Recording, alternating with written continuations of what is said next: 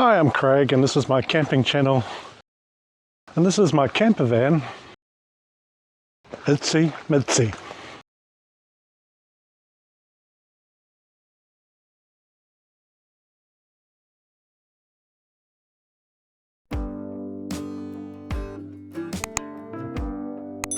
So Itsy Mitsi is a 1996 vehicle. It's built on a Mitsubhishi L300 chassis. The body work was completed in Japan by Vantech. So from the chassis up, it was built as a camper van.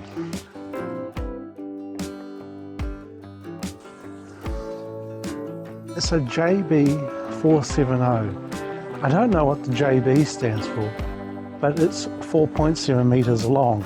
So I suspect that's what the 470 is. It's a diesel vehicle, and the L300 is a very popular model of vehicle, so parts are still available. I haven't done very much to the front of the vehicle or any of the inside of the cab. On the external I have done some of it. On the driver's side you've got some windows for the sleeping area, dining room area, lounge, and a little sun port at the top here. You have your diesel tank entry there, water tank, and reservoir to top up the top of the toilet. The cassette toilet is accessed through this hatch.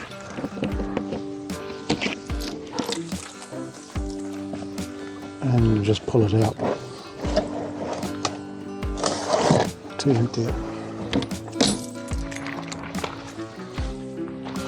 On the back we have a bike rack.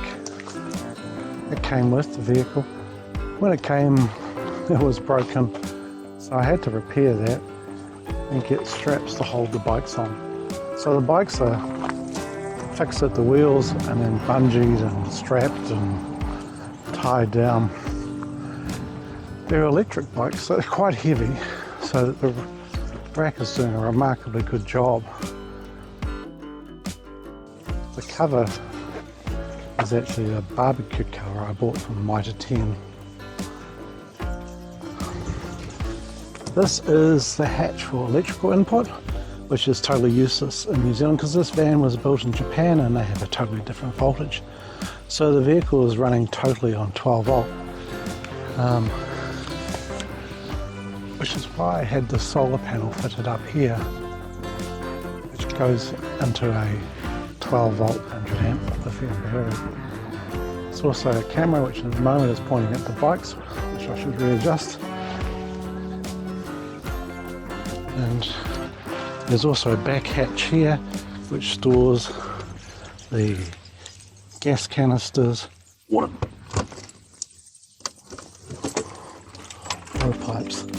Normally I have another 2 litre tank in here, but I've left it behind because it was empty. And there's some tools in there and water pipes. It's very small. The vehicle in Japan was allowed to have the gas cylinders inside the vehicle, but in New Zealand our gas rules are different and the gas tanks have to be external to the living area, so they were moved here when it was certified for gas. The initial installation only had one gas tank and it barely fitted in. So I cut this with a saber saw and now I can fit 2 in side by side, which is good because when one is empty I just swap to the next one. The only difficulty I have with these little gas cylinders is it's getting harder in New Zealand to find someone to fill them, as it's becoming more and more prevalent to have swapper gas tanks.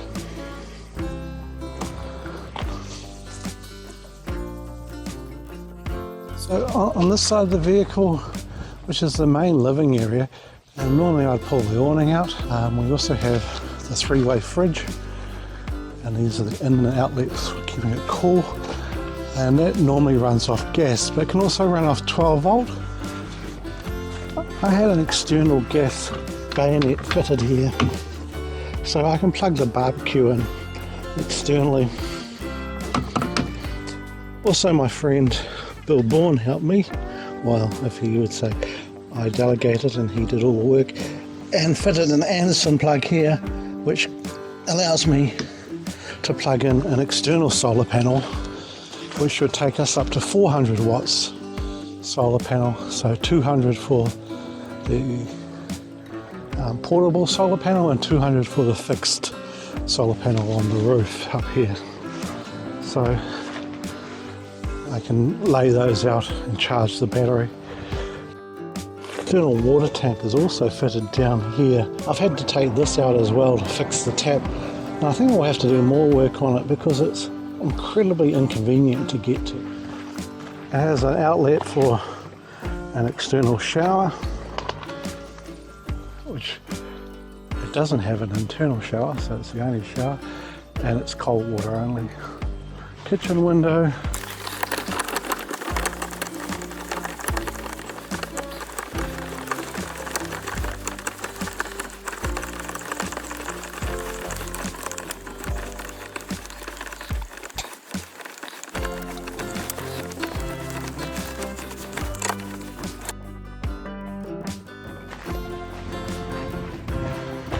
Well, this is how the awning came with the campervan. Clearly, it's not right. So, over time, parts have gone missing, and I believe something would have hooked in here once upon a time. My solution was really simple. I drilled a hole here,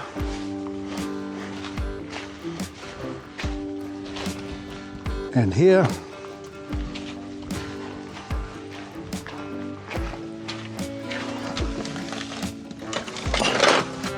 and I bought poles. So I got the poles from Mitre. I believe they're made by Kiwi Camping Company. The reason I chose Mitre was they were the closest at the time.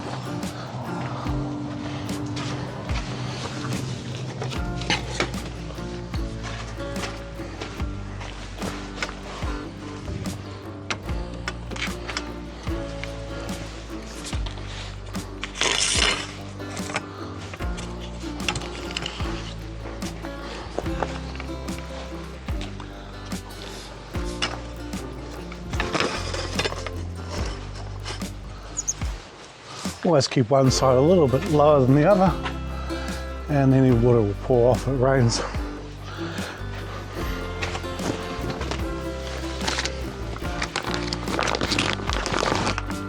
Also bought some guy ropes and a hammer, all from Mitre, and all of them are also, I believe, from Kiwi Camping Company. I mean, obviously, if I'm just camping overnight, I would probably just put the awning up and not guy it down. But if I'm staying a bit longer, or I think there's a little bit breezy,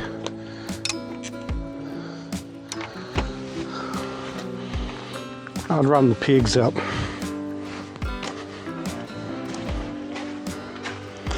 I've got 4 of these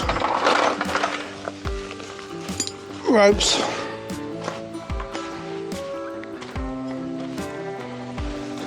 I bought the little spring attachments on the end just so there's a bit of give, so it's able to take a little bit of movement.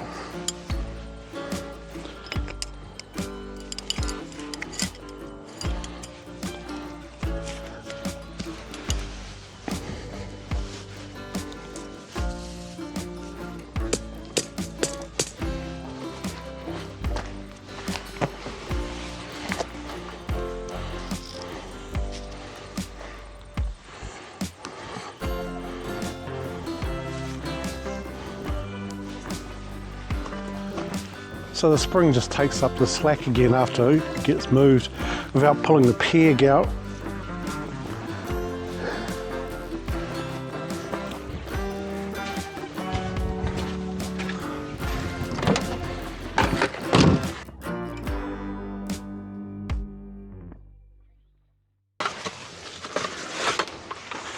Normally I'll set up this table.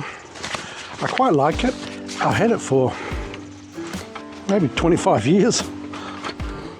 Getting a bit worn out and old, but I like it because it's a good size, good height, really lightweight and small. So I used to use it when I went tent camping. In fact, it's so old that the company that made it no longer exists.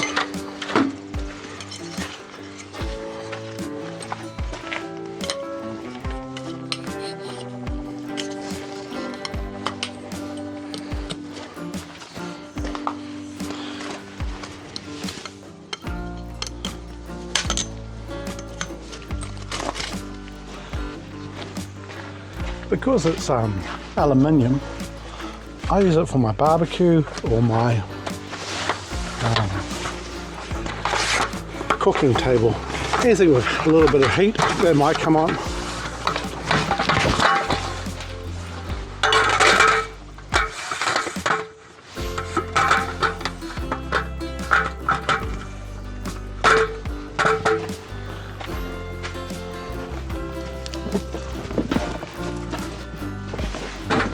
Quite strong. You can take the Weber quite comfortably. This is the smallest Weber. I think it's a baby Q. Slightly different than the base model. It's got a higher dome and a thermostat so you can tell the heat of the oven.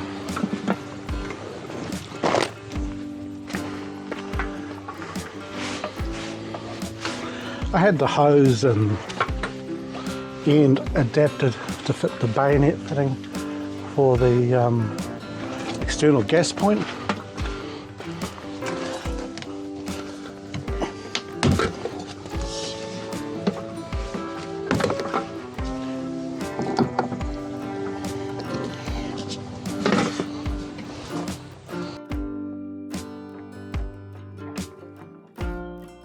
With this setup, I do most of my cooking outside. The Weber is a great little barbecue, and it's nicer to cook outside, so I do most of my cooking out here. With the hose being a little bit longer, if the wind's coming from one direction, I can shift the barbecue around the back or even to the other side just to use the vehicle as a windbreak. But I do have a tarp inside, and I do have a full awning cover and walls around here, so I can block this area down if I need to. But for today I'll just use this.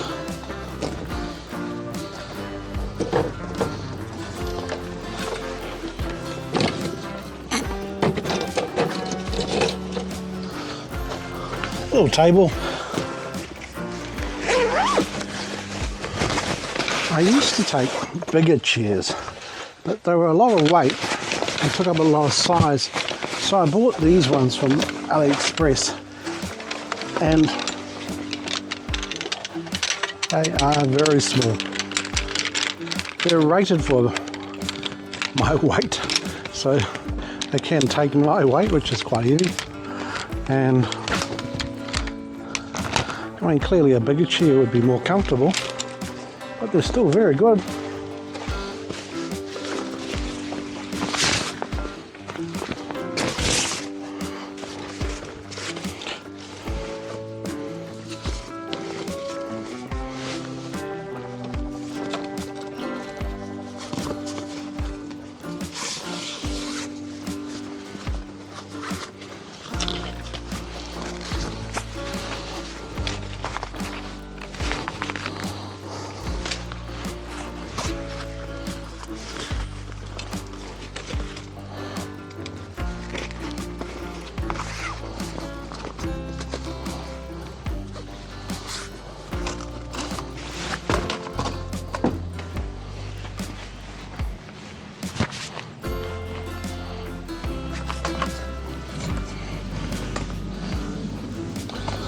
Oh, chair, table, barbecue, awning, camper. Now we're starting to get the comforts of home. And this is really what I like about this camper, is that when I get set up from here, I have a lot more space. And I still am camping. I'm still outside. I can retreat in here. But this is what camping is about. I want to be outside and I want to enjoy nature and where I'm at. Otherwise, I'm just in a big apartment with wheels. So, which would be nice as well. I'm not knocking it, but this is different. And that's what I come camping for, to have a little bit of difference, but some comfort. It's an external look at Itsy Mitsi. I'll do a clip on the inside soon as well. But why did I buy such a small vehicle? Well,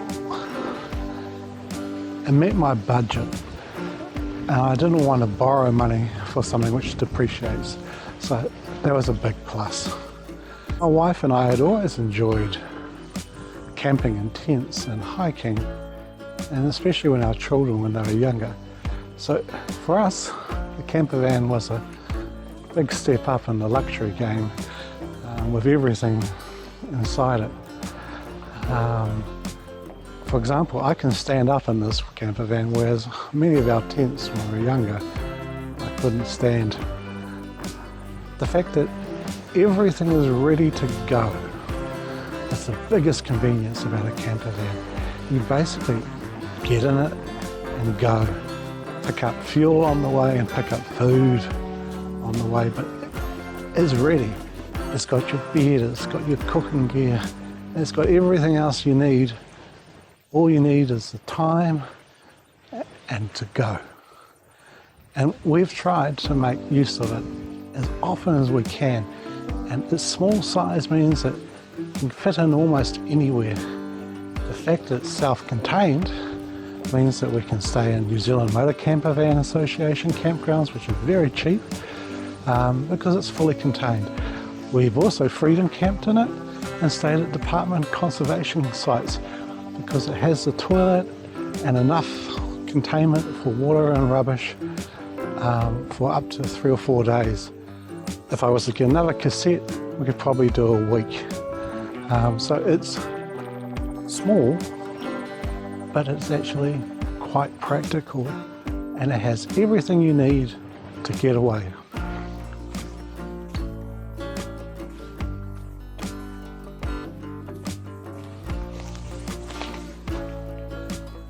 We're away this weekend, and it's sure a beautiful location here as well. So I hope you had a great Easter. We have, and I'll catch you next time. Bye.